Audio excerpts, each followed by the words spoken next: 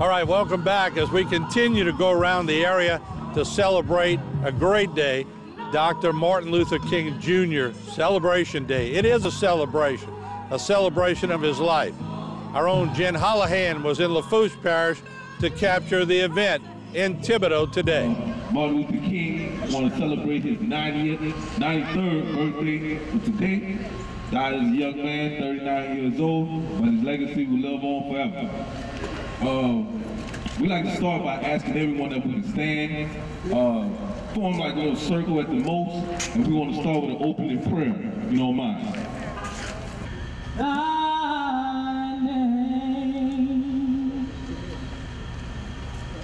thy kingdom come, thy will be done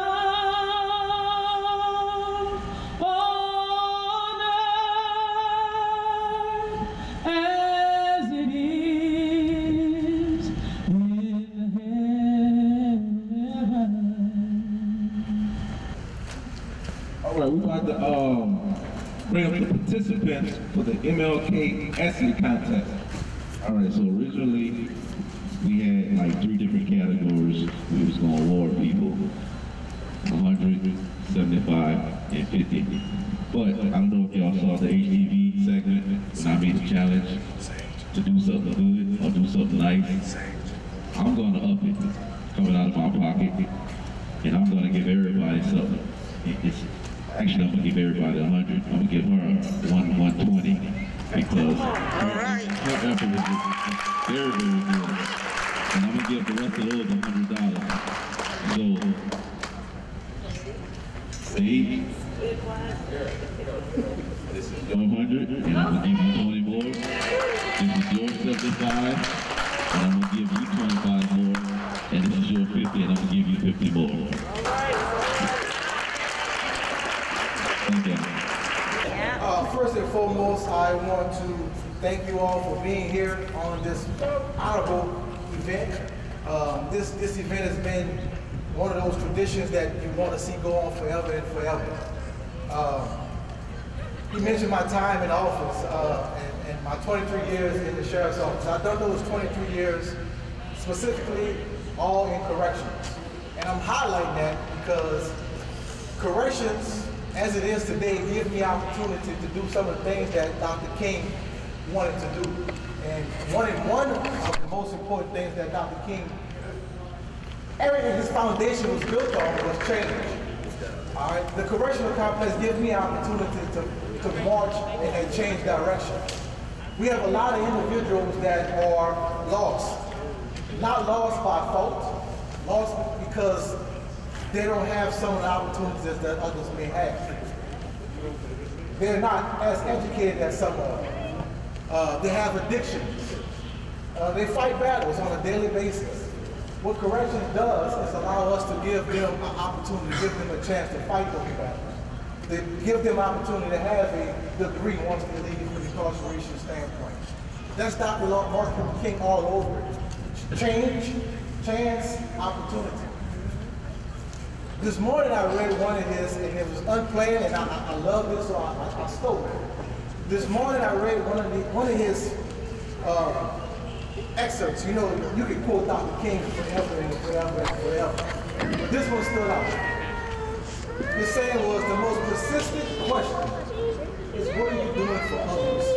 It's not always about what are you accomplishing for your own goals. It's also about what are you doing for others. And we, as a community, we as people, we as a society, we as lawmakers, we have to understand that we have to do things for one another, not just for ourselves. Selfishness gets us nowhere. All right, just like the word insanity. You keep doing the same thing over and over again, expecting different results. No, absolutely not. You have to change. And when you're marching, it's about a 30-minute, 45-minute walk, I'm sure. When you're marching, not just come up with a vision, come up with a solution, come up with goals, come up with actions. All right. Another quote that stood with me is not an MLK quote, it's a quote I read somewhere. A vision with no action is just a thought.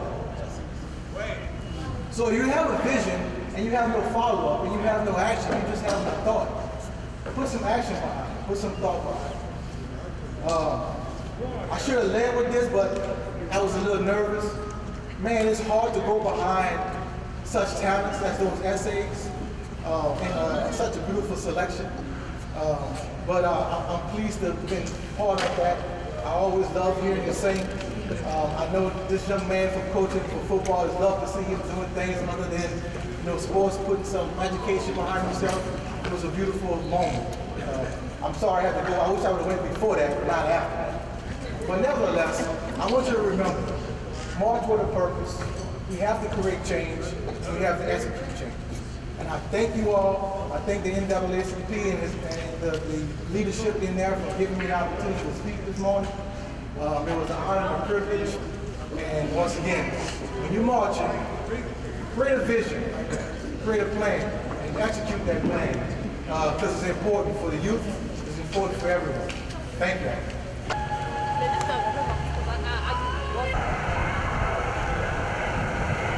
Anybody I would like to be concerned about that now.